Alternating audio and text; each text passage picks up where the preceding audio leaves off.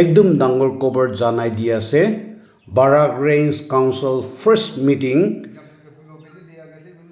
10 May 2025 new Pilo village দে কৰিছে আৰু সেকেন্ড টাইম বি নিউ পিলো ভিলেজ দে 24 মে 2025 1 pm কমিউনিটি হল দে মিটিং কৰিছে বাৰাক আৰু ডেপুকি ৰিভাৰ দে কাৰেণ্ট পয়জন ফাঁচিজাল and community fishing totally banned kori dibo le house para munjur hoise till December 2028 jodi kunba itu order violate korile rupees 20,000 fine koribo aro imprisonment bi dibo